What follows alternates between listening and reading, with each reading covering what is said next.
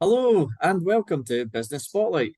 Today I am joined by John Willis of Two Circles. So, John, how are you getting on today? Good, very well, thanks. Excellent, excellent. Thanks very much for coming along today. We really appreciate it. I hope you're excited about taking part in this interview series. So, thank you very much. No problem at all. Yeah, thank you. Excellent, excellent, John. So, first off, can you tell me a little bit about yourself and tell us a little bit about Two Circles and your role within Two Circles, please? Yeah, no problem at all. We've actually, since 2019, been part of a much larger group, Southern Communications Group, or SCG. So I'll refer to it now as SCG. And so we're a UK-wide telecoms provider. So that is internet connectivity of all shapes and sizes, mobile provision, voice over IP, IT solutions, basically just a general technology provider, communications technology provider to businesses large and small up and down the UK. Excellent, excellent. Oh, sorry, John. I was going to ask you, I literally you were going to say something else there, but that's okay. I'll ask another question. Could you tell me then your role within the business and how long has the business been running for then? So Southern Communications itself has actually been around since 1965. So it actually predates BT, believe it or not, because back then it was actually the General Post Office was what BT then became. So the group itself has been around is one of the most established telco providers in the market. So my involvement with them came as part of my involvement with Two Circles Communications, which started back in 2008. And I was, I've been on the sales side for the whole time I've been with the organization. And the way that the organization expands and grows is a number of different channels, but I work within their dealer channel side of the organization, which basically means a little bit like if you take an example of, when you buy a car locally from an Audi dealership, then that is probably a separate limited company which trades under the overall brand of Audi or VW Group or whatever. And so my business is a separate entity within the group structure, and we, source and find and sign the customers, and then the group itself looks after the customers as they do for other dealers up and down the country. Having had a successful dealership within the structure, I then work with other dealers up and down the country as well. So I've grown my kind of business and influence within that structure over the past 6 years. Excellent, excellent. So you've talked a little bit about how the business has grown, especially just there now, as you said, over the last sort of 6 years. Then, what have been the sort of has there been any struggles within that sort of growth period then? And if so, Yeah, I could mean, you tell us a little bit about that and how you've overcome those struggles? yeah, I think most businesses have a growth struggle at any given time. So it's either a growth, i.e., there's not enough growth happening, or there's too much growth happening, or they're struggling to meet the growth that they are experiencing, i.e., finding the right bodies to enable that growth. So in any business I think you talk to ever has always got a growth problem of some kind, and so that I think is fairly ubiquitous across the entire market. And in particular for ourselves, the fact that we're in technology means that the constant of technology ever evolving, i.e., nothing really stays the same for very long. So the adage of, for things to remain the same, everything has to change. So for us to continue growing, i.e. being profitable and running a successful organization overall, whether that's at group level or individual dealer level or at different parts of the business, indirect, direct, etc., then we've got to constantly be revising the way we do things, training, upskilling, leveling up everybody that's within the organization as a whole. And the way that our group is structured, and that there are a number of entrepreneurial businesses within the group, makes that, I think, or means that we do it better than most, because everyone's got ownership, everyone's got skin in the game, so to speak. It's almost like a franchise model. It's not, but it's almost like that. It's a dealer-based model. But I guess a challenge of that, however, is that everyone's got different opinions and different ways of doing things as well. So sometimes marrying that up and standardizing processes and support and delivery and all the stuff that causes headaches and anything technology-wise, then that is definitely a challenge. Making sure that people are doing the right thing in the right way, using the right tools. Yeah. It has always been a problem, will always be a problem, and it's how you deal with that. Slightly better than the competition that makes you successful, and just accepting that you're never going to get perfect either. You're never going to get it right. It's never always going to be working at the same time. There's going to be good, bad, and the ugly on any given day, week, month, year. So I think you just accept that there's always going to be challenges. Yeah. I totally agree. Totally agree with you there. Yeah. What's been your biggest learning then? I think you said you started you started with the business in 2006. 2008. 2008. Sorry, to apologize. So what's been your biggest learning, and also what's been your biggest learning that's come with that growth then as well? There's a number of different things or learning outcomes at different times, I suppose, depending on where you are in your personal life as well as your business life, and the opportunities are ahead of you /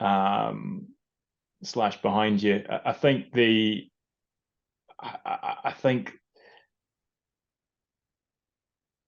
I guess I can only really reflect for that kind of, to answer that kind of question, I can only reflect on my own personal successes or failures, or however you want to call it. For me, one thing that has always helped me do well has been very clear and intentional about what I am looking to gain and working back from that. So, if it's, and that's in terms of earnings, personal earnings, business earnings, team, people I work with. What's everyone looking to achieve? What are we looking to achieve overall? And working back from that. Okay, what are the steps we need to take to get there? And what's the time frame that we need to do that within? And that allows you to just naturally migrate towards certain habits, activities that are going to help you get there, so that you can stay focused on the main thing, and everything else becomes secondary. Starting a family, all that kind of stuff too. What that does as well is it makes you realize that there are very few hours in the day to get done what you need to get done.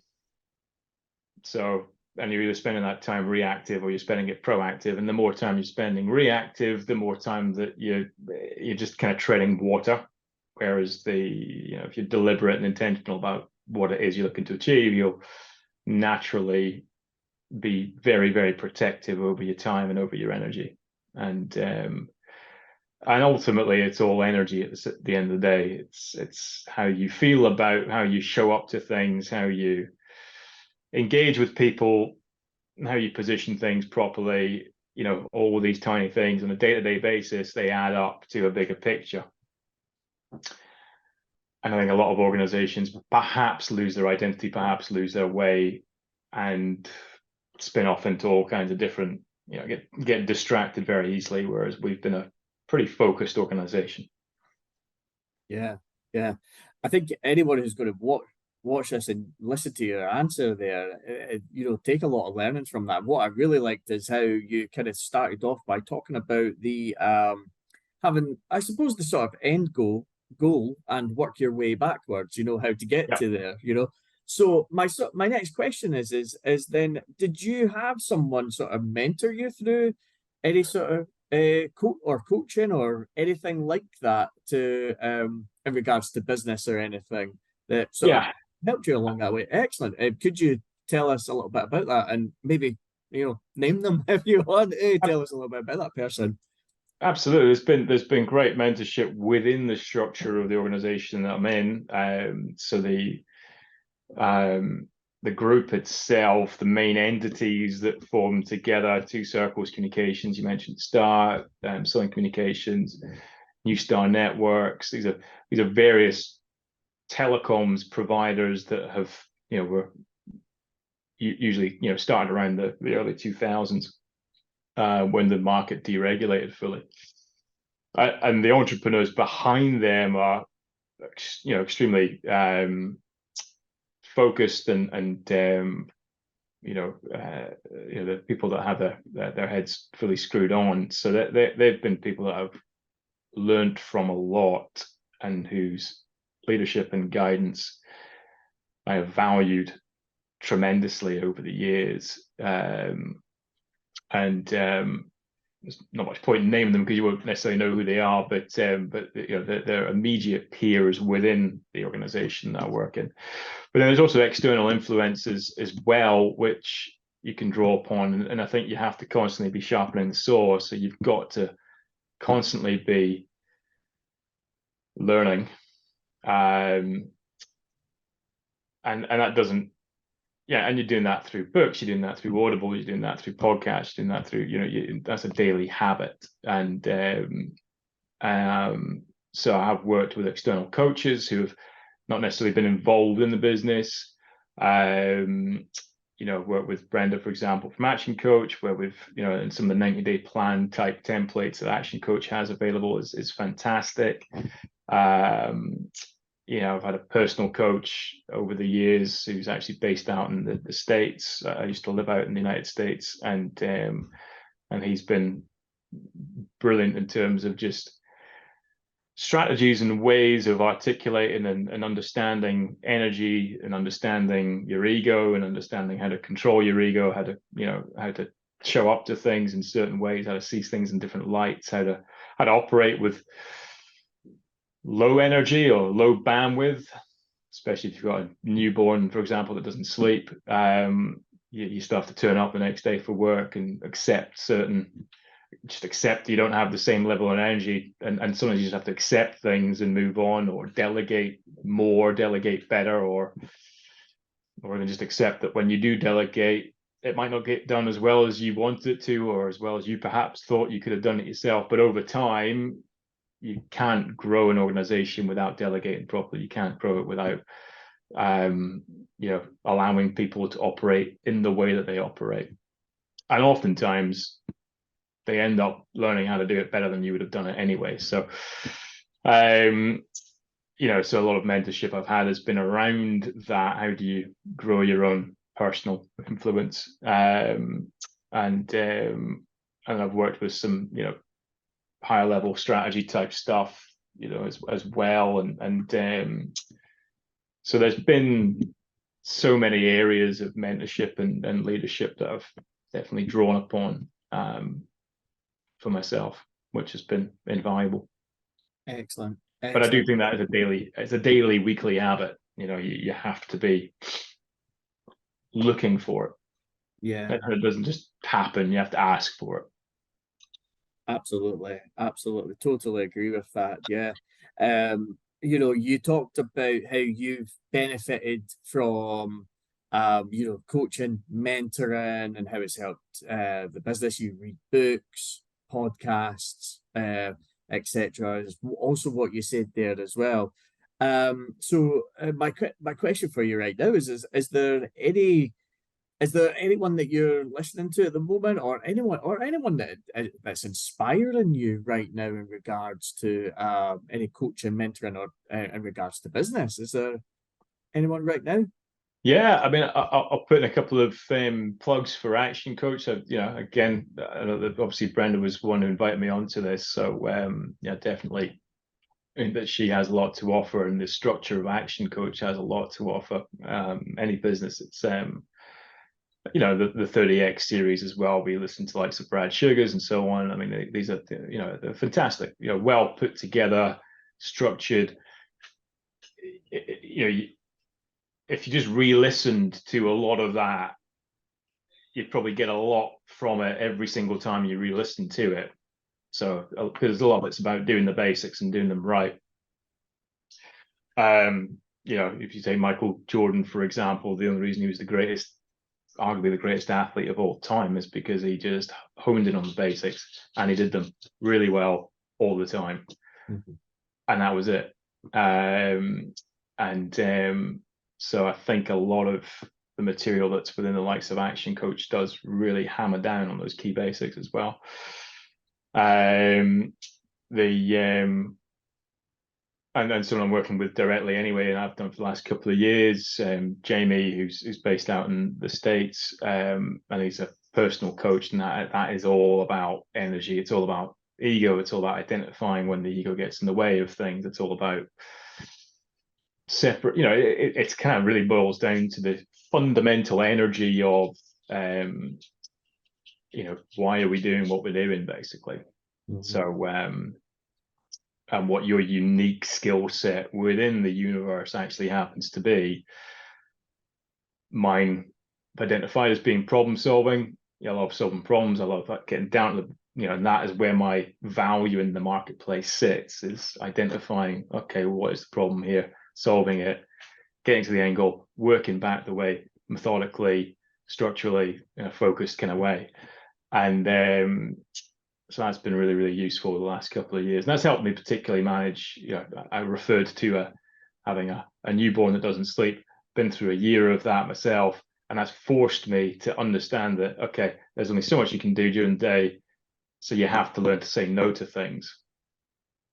So, yeah. And a lot of being successful in whatever you do is about the activities and the energy that you don't engage in, as much as it is to do with what you do. If that makes sense. So it's not all about positive steps, it's about avoiding negative ones. So again, yeah, absolutely. Yeah. Again, anyone watching this again will get a lot of learnings from that answer there. And also, can I just say, anyone who is watching, John and I have never met. I didn't ask him to put in such good plug in there for Brenda and Action Coach and everything like that. Okay. But again, John, thank you. Primed. Yeah. But we appreciate it anyway. So thank you very much. You talked a little bit there about the sort of why you do what you do and everything. So I'd like to just ask one last question about the industry that you're in, and what's the sort of next 5 years looking like within your industry then? Yeah, I mean, there's a lot of top level acquisition happening in the industry, so it's a highly competitive industry. Again, there's nothing unique about our industry in that respect, but the fact that we are providing a service that every business does need means that there's a lot of opportunity in the marketplace, but also means there's a lot of opportunity for everybody else in the marketplace. Mm-hmm. And there's a lot less barriers to entry into our marketplace than there are, say, perhaps in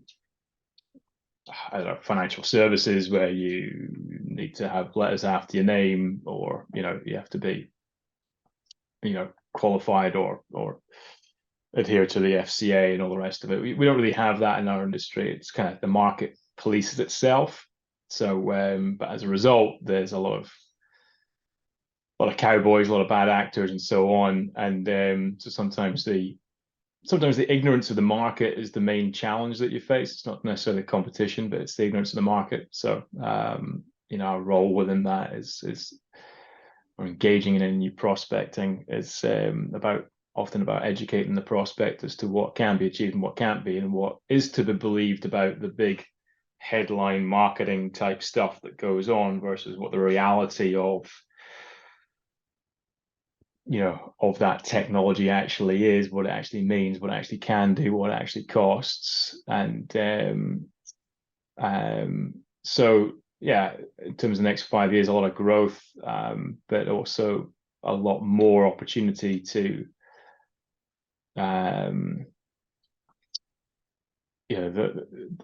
lot more market confusion will be happening as well.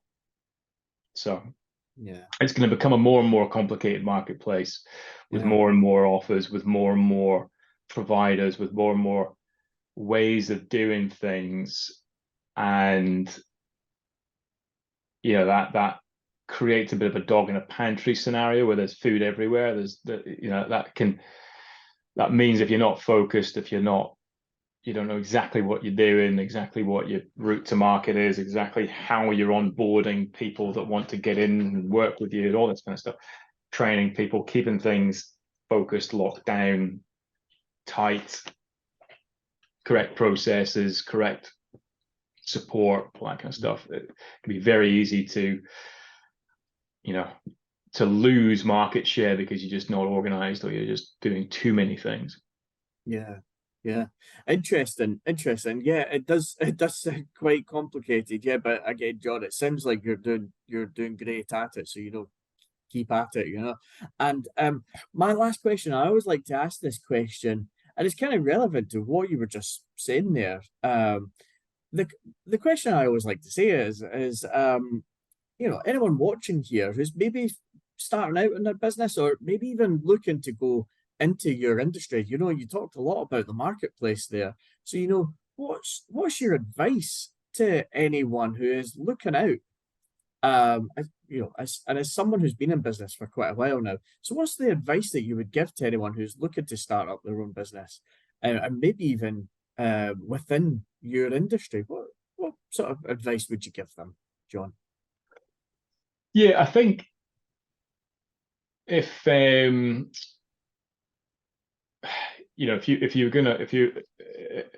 guess it all depends on, I guess I give you the same answer almost as I gave you right at the very start, which is start with the end in mind and work back from there. So do you want to have a business that's scalable, growable, etc.? If you do, then don't necessarily pick something that you love doing. Pick something that is going to provide you with a scalable opportunity. If you just really want to make a business out of what you love doing, then be prepared for the fact that it might not be scalable. You might not want to scale it, so don't feel the pressure that you need to scale it.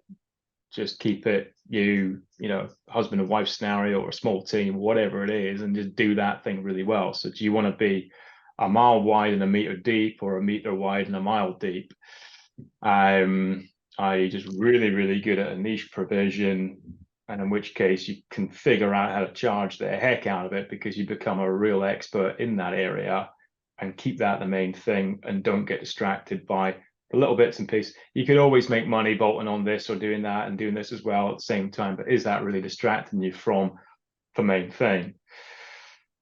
And because margin isn't necessarily just a difference between the profit, the GP and the cost of delivering that service. It's your bandwidth, it's your energy, it's all the things that come around delivering that. And if that becomes a bit of a waste of time, you think you're making money, but you're actually not, or you're making money, but at the cost of your relationships and your time and your energy and your family and all this kind of stuff too. So you've got to start, begin with the end in mind and work it back from there. What are you prepared to do to get there? And is the industry that you're in actually going to be able to enable you to deliver that? And if it's not, pare back your expectations or do something else, but make that decision right at the start. Yeah, some very sound and wise advice there. Yeah, start from the end and work your way back. I think that's really, really good, John. Listen, thank you very much for your time. I've really enjoyed this interview, and brilliant. Thank you very much. Some brilliant learnings and pieces of advice there, John. So thank you very much for your time. Really appreciate it. Thank you, Mark. Yeah, much appreciated, mate. Okay. Thanks very much for watching. You've been watching Business Spotlight. Take care. See you next time. Bye now.